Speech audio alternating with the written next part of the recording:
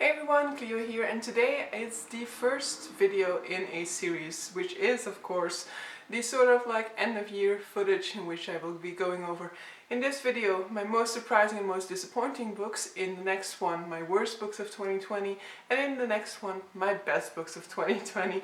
Afterwards I will still be giving you some videos. I will still be giving you a statistics video for all of my reading in 2020, as well as a video in which I'm reflecting on my reading goals. So that will be split in two, one in which I'll look at the fantasy side of my reading goal, and one in which I'm looking at the 12 books that I said I was going to be reading in 2020.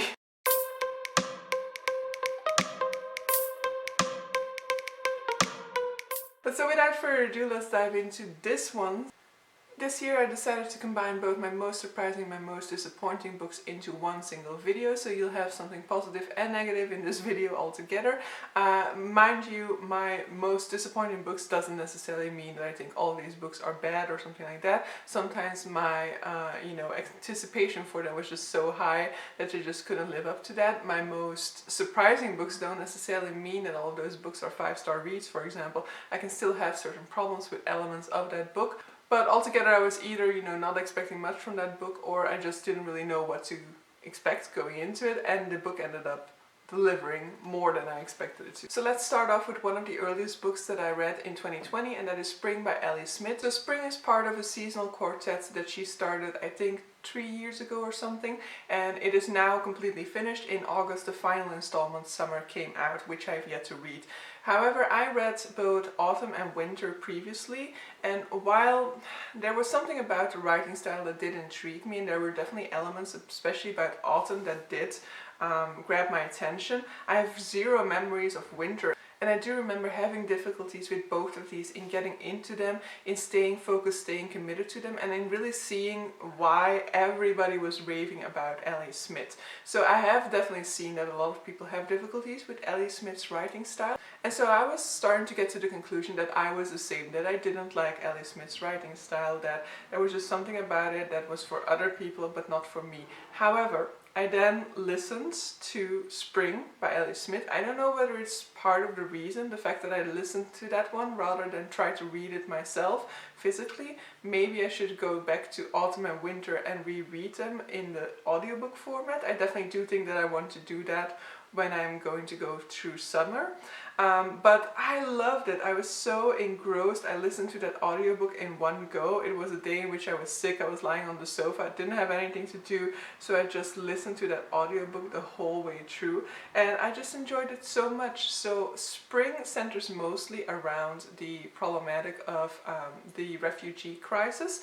So in her seasonal quartets, Ellie Smith is basically trying to write as close to publication date as possible, and so all of her works ended up being quite timely for the moment in which they were published. For example, Autumn was the first book that mentioned Brexit after the vote had taken place. We are mainly focusing on two protagonists, one of which is a filmmaker who is kind of at the end of his career. He's starting to have to compromise his vision because he feels like he's not really getting any work otherwise. And he's kind of reflecting back on this big mentor figure in his life and on the lessons that she tried to teach him. And on the other hand, our second protagonist is a young woman who is working at a sort of like facility that takes in refugees before they are given UK citizenship. And she's basically just kind of there for the ride, there because she earns money there. She doesn't really have a vision for her life, and because she has been working in this facility for such a long time, she also no longer really sees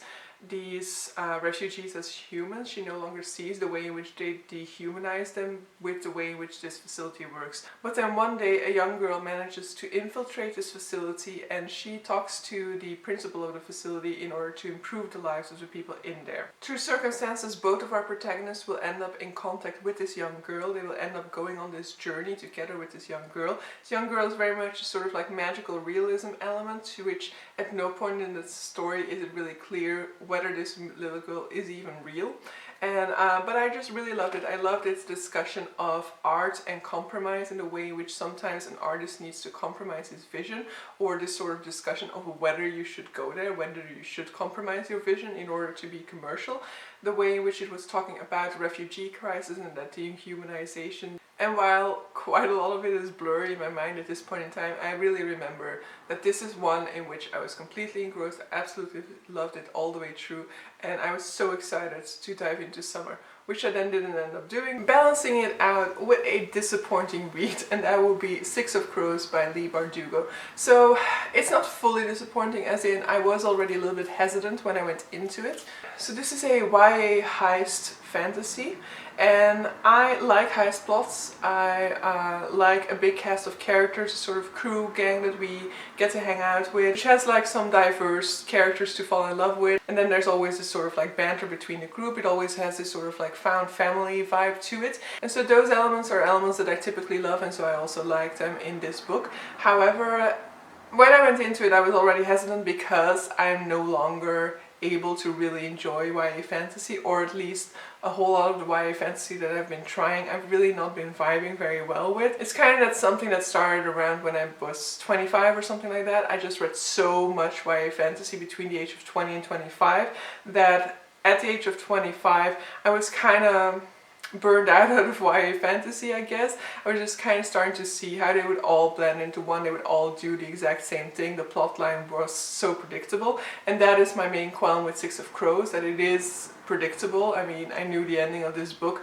from the first 10% of this book or something like that, and what is often described as like its main selling point is its cast of characters. And while yes, I like the banter between them, I like the found family aspect to them, but individually I don't actually like these characters, or I don't actually think that they are well developed or anything like that, because that has to do with the way in which Leigh Bardugo explores her character, which just didn't really end up working for me. So in this book we have multiple POVs, and so we will go through the different POVs of these members of this cast, and in each POV the character will be reflecting back on something that happened in their past, and that is how we learn more about their past, and that's how she is building these characters. However, I personally prefer that we either do that in flashbacks, where we're really living that past moment together with the character, or that you do that through dialogue, or to somebody telling their story to somebody else, for example, or through their present actions with very little reference to the past in order to help build that present moment. So for me, that personally already didn't work. I thought it was the worst at some point in the book, where we were going on this sort of like long sea voyage, and in that sea voyage basically we just, rather than have this big moment in which all these characters are together and in which we have this moment for them to connect to one another, or to connect as one big group, we see them connect individually in pairs together, but we also see a whole lot of reflection on their past within that part of the story, making it that the pacing for me really went down with this one.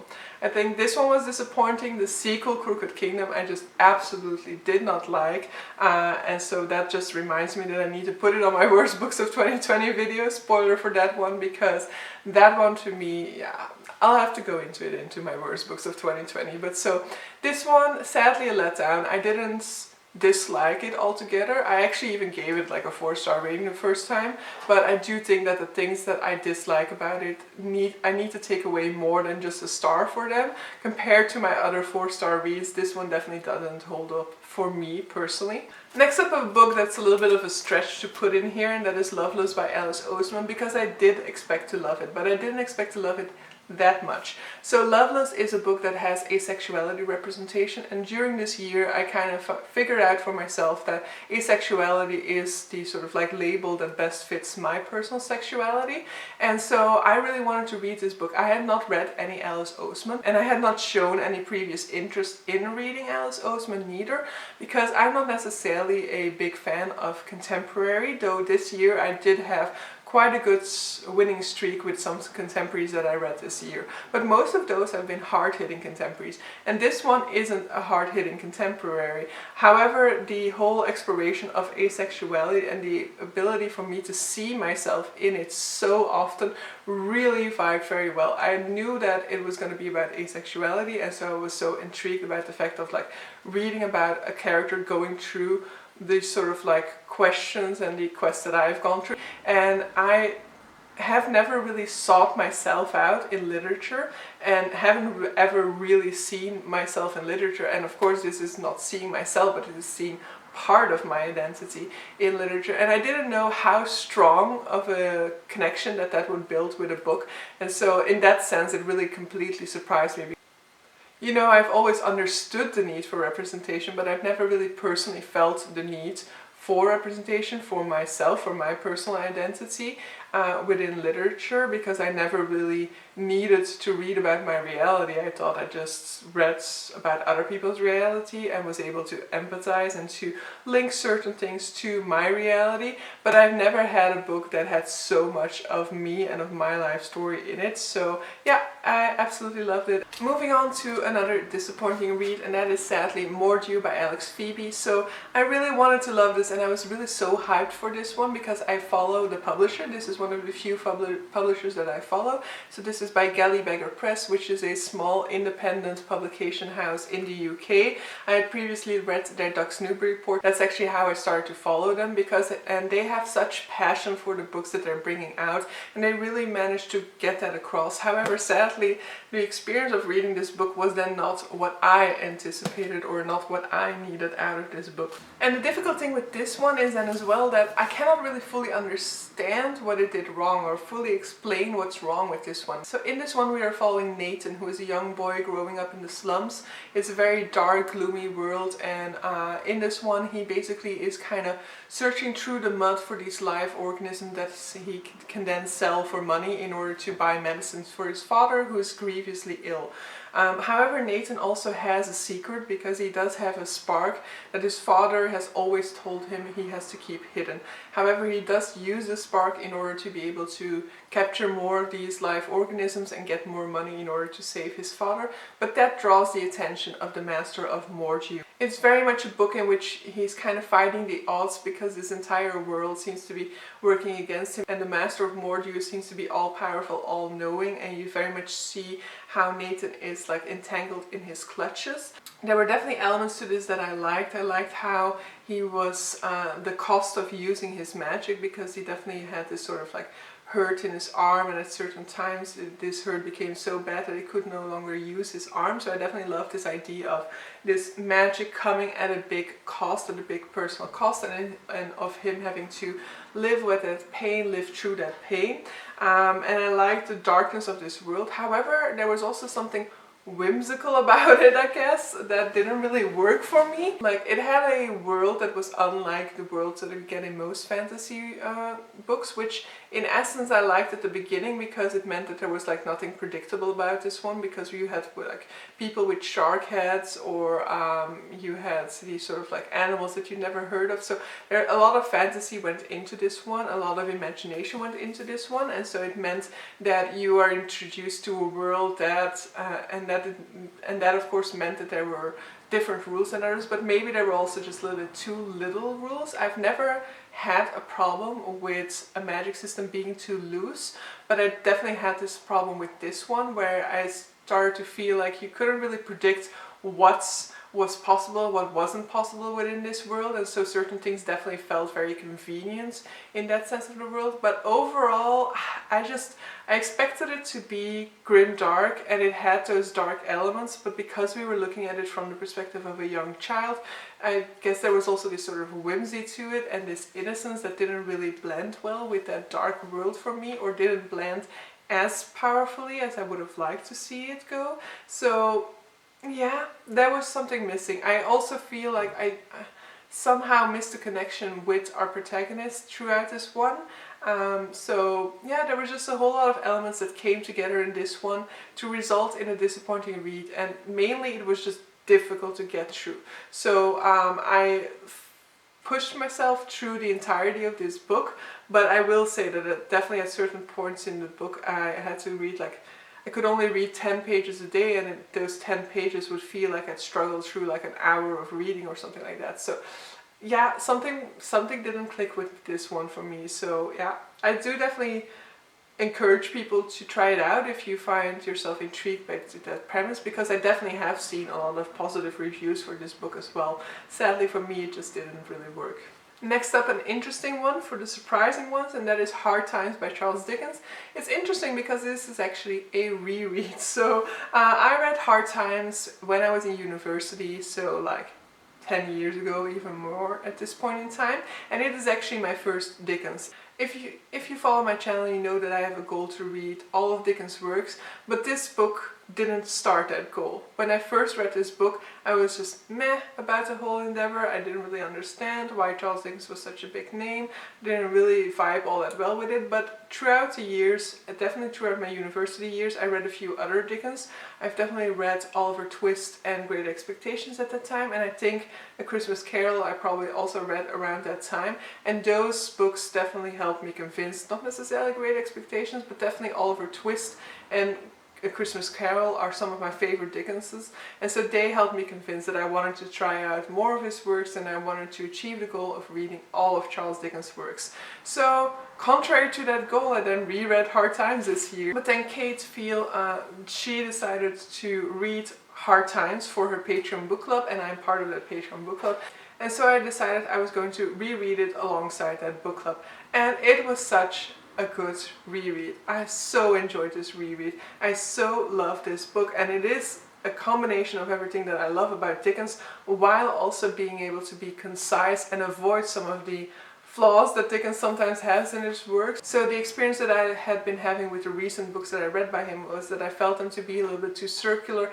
that the plot wasn't always advancing forward, but it was kind of sort of like 2 steps forward, 3 steps back sort of situation all of the time. And in the end you think like this could be like 300 pages shorter and it would still be the same story.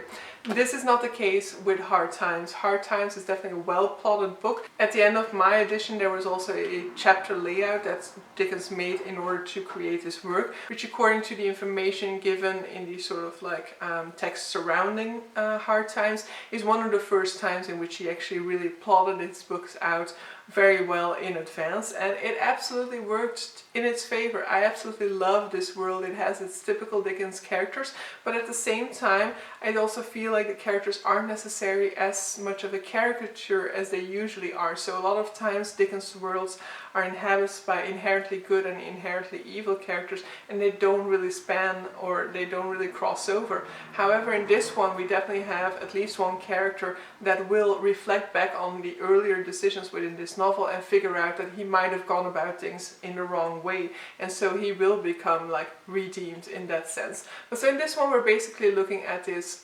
schoolmaster who has this sort of philosophy that reason is everything, facts nothing but facts, and so he raises his children with that same idea that they shouldn't give in to fancy, they shouldn't give in to their imagination, to wandering, to idle pursuits such as visiting the circus or things like that. And so his children will be marked by that sort of experience for the rest of their life, and we will see how it impacts their life decisions, the way that they have lived their lives. And then in contrast to them, we're kind of looking at this circus girl who gets adopted by the schoolmaster when her father abandons her, and he tries to redeem her for his cause. However, she kind of struggles with the facts, she kind of struggles with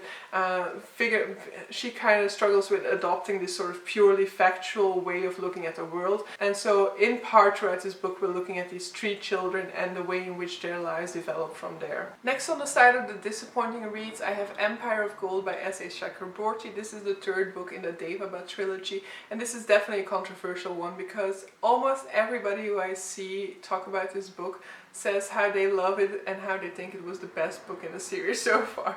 However, for me the series went down as of like the final 10% of book 2 of the Kingdom of Copper, because in the series we were following our character called Nahri, and Nahri is this slum girl in Cairo who is getting by swindling rich men out of their money. She has a little bit of a mysterious past, she doesn't really remember where she came from, and she has this ability to understand every language. However, there's this one language that she knows that she's never heard anybody speak, and she uses that language in a sort of like ritual that accidentally invokes the presence of a Jinn Lord who then takes her with him, returning to the Jinn capital in order to return her to her people. It is very much a political heavy fantasy, and it steers away from political fantasy in the final book, which is my problem. So in the first 2 books it's very much political heavy, we're very much looking at grey morality, very much looking at how you can do things for the best of reasons, but how they can actually end up backfiring and creating more problems for the people that you're trying to help. We have this very calculating antagonist who has family ties to some of the POVs that we are looking at, so there is definitely that sort of friction between family loyalty and then the antagonism that exists between some of the ideals that these characters have amongst themselves.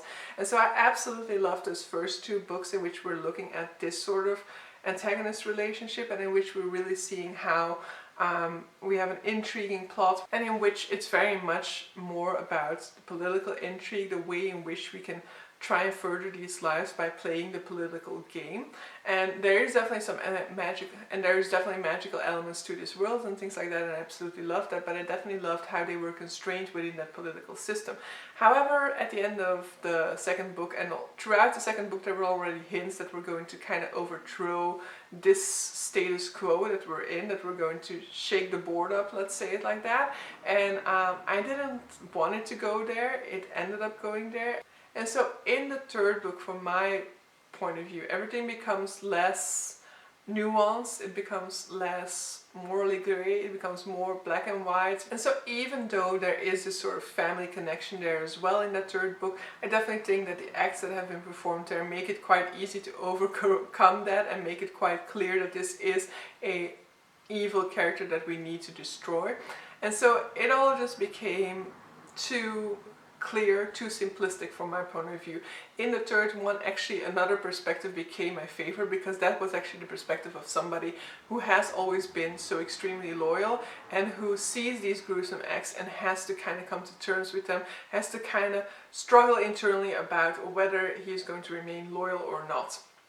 But it wasn't enough for me to redeem this book.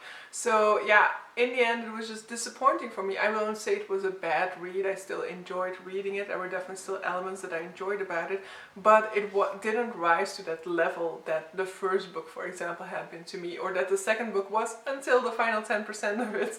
So yeah, sadly that is so sadly for me that series ended on a low point. Maybe just because I am starting to believe that political fantasy is probably my favorite subgenre of fantasy, and so yeah, for me it was not good to move away from that, of course, but for a lot of other people it might have been just the right move. A book that kind of walks the line between surprising and disappointing is Earthlings by Sayaka Murata. For the first 30% of this book, I thought it was going to be one of my most disappointing reads of the year.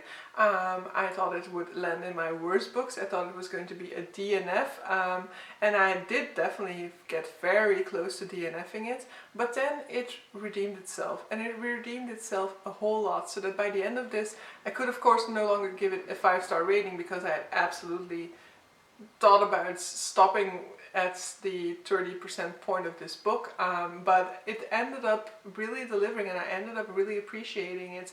That second half of this book totally vibed with me and really was what I was looking for all along. So in Earthlings by Sayaka Murata, we're looking at this young girl who has a very vivid imagination, and she basically imagines that she is a sort of alien that has landed on Earth somehow, has been abandoned by her people on Earth, and that she doesn't fit in with the people around her. She uses this imagination and this imaginary friend that she has for herself as a coping mechanism to deal with the bad things that happen in her life. And that is definitely the biggest problem with that first third of the book, is it is gruesome and it is very graphically portrayed. So do definitely be wary of that before going into it. There's definitely a lot of cases of, verbal abuse towards her by her family members, also physical abuse by her family members, but also sexual abuse by a school teacher that she trusts in her environments. And so that first 30% of this book was just so difficult to read. It was very difficult to read about those graphic sexual scenes with this teacher of hers, because they are represented very graphically. However, around the 30% point, we do have a time jump and we go to present day Natsuko, right? Don't have that name here. Natsuki, who is in her 20s, maybe early 30s, and she's kind of entered into this sort of marriage of convenience, because both her and her husband have zero interest in being married, in starting a relationship, in settling down and having children. However, in society, this is very much what society wants. This is very much the path that society puts forward as being the ideal path in life, and especially from her family, from their friends, they're feeling a lot of pressure to do this. So because of that, she had entered into this sort of marriage of convenience where both of them were able to pretend to fall in line with what society wants. However, society isn't happy and wants them to have a child as well at this point in time. So this book is very much about them trying to escape the factory, as they refer to it, trying to escape society's norms, society's representatives, trying to go out and live the life the way that they want to live it. And the further we get to them trying to escape society's norm, the further we go back into this imagination of Natsuki, because she's definitely held on to this belief that she's an alien, and the further we go away from stereotypical behavior in society, the weirder things get, the crazier things get.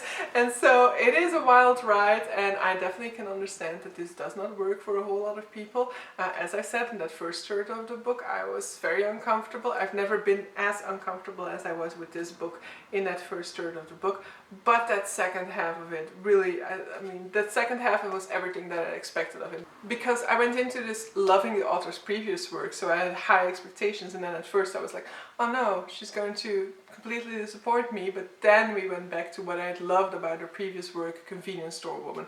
So not a read for everybody, but if this sounds interesting to you and you can make yourself go through a very uncomfortable first third of the book, then I definitely do recommend you try and check it out. Next up, in a similar vein in a sense, we have Grief is a Thing with Feathers by Max Porter. This is similar to Earthlings in the sense that this is also a book by a favorite author, or by an author of one of my favorite books that I wanted to try out. So Max Porter is the author of Lanny, which if you follow me on this channel, then you know that I try to refer to it every single opportunity that I'm given. It was my favorite read of 2019, along with The Overstory by Richard Powers. However, I think in the end, at this point in time, if I would have to choose a best book of 2019, Lanny would win out over The Overstory. But so I absolutely loved Lanny, so I really wanted to dive into Max Porter's previous work, Grief is a Thing with Feathers.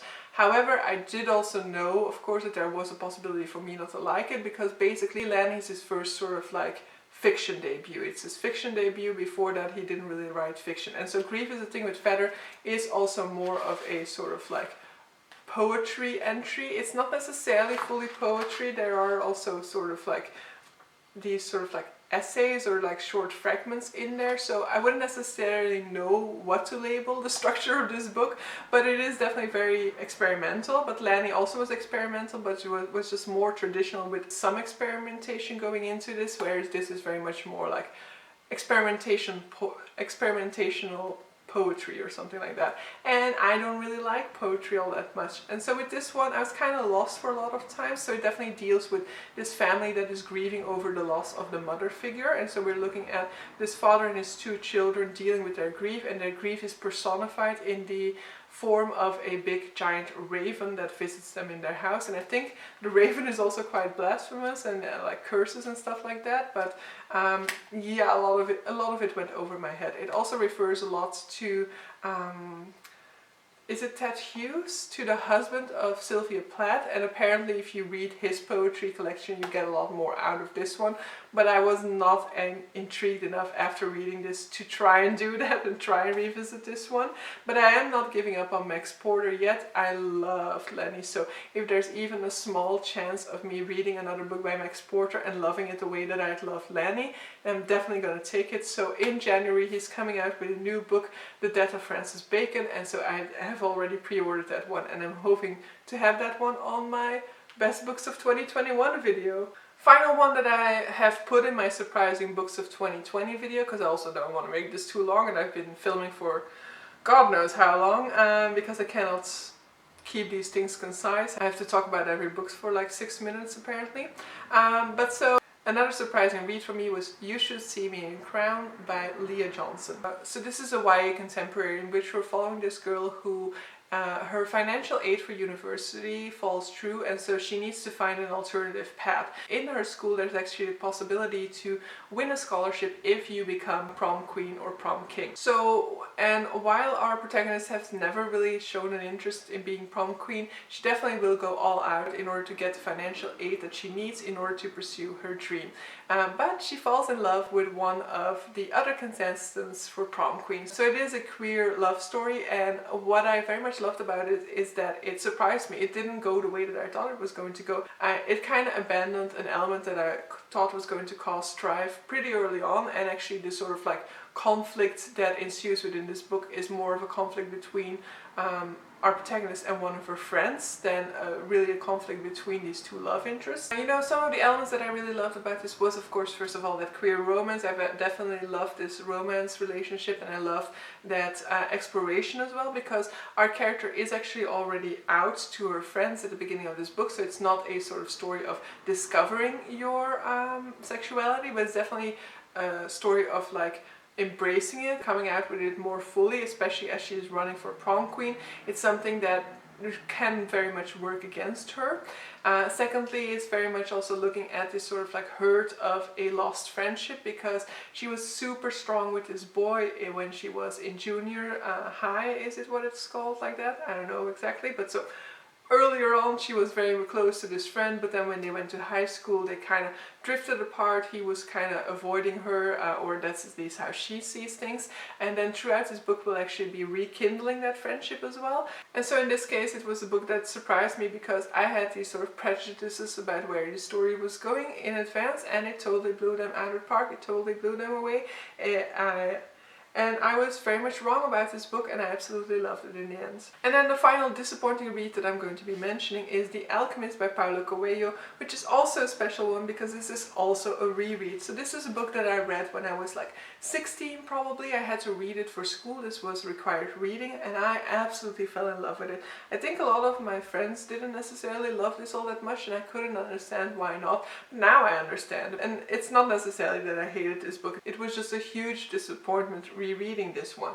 But so The Alchemist by Paulo Coelho is a story about this young boy who's a ship herder who the story is actually already vague to me at this point in time, but through circumstances he's told that if he goes to the pyramids in Egypt then he will come into this big fortune.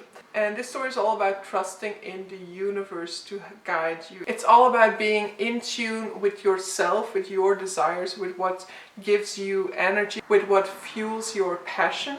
And if you follow those things, then things will automatically fall into place. And also about being in tune with like the signs of the universe and learning to listen to when the universe is trying to tell you to go into a different direction, for example. And so it is all, I think I can understand how my 16-year-old self would have really loved that, and would have really loved that message about, you know, pursuing your dreams and your passions. My 32-year-old version definitely appreciates what the story is trying to tell, but is no longer somebody who can give 5 stars to a book that leaves out so much nuance to that message. Because of course there are a whole lot of people who do pursue their dreams, who do pursue their passions, but things do not work out for them, and rather than them sticking to it until the very, very end, until they are destitute and out on the streets as this book would have you do, it is in their best interest to at some point look for a more realistic path, for example. And you know, the whole idea of following the signs of the universe, it's definitely arguing for the unsafe choices, for taking risks. And I'm all about taking risks once in a while, but there's definitely also caution that needs to be involved. You know, what are the stakes? If your stakes are way too high, then definitely it's not necessarily the best decision to just throw it out all on the whim that the universe is telling you to go this way or that. It doesn't take into account the differences of socioeconomical situation and the way in which our entire system is built around prejudices at keeping certain people down. And so with this reread, that is definitely something that no longer vibed with me very well. And I liked that type of story when I was younger, but at this point in time, I find it kind of off-putting. I find it kind of annoying that when a book is trying to portray the existence of something that we don't know exists, it's trying to portray the fact that there is this guiding principle to the universe when we don't know that at all, and there are so many people's lives that point to the contrary. So Yeah, I could no longer suspend my disbelief in order to believe in this message fully. But so yeah, that is it for my most surprising and most disappointing books for 2020. I have talked for way too long and I hope that I'm getting this down a little bit in editing, because otherwise, I'm sorry guys. But so yeah, do stick around for my next two videos, which will be my worst books of 2020 and my best books of 2020.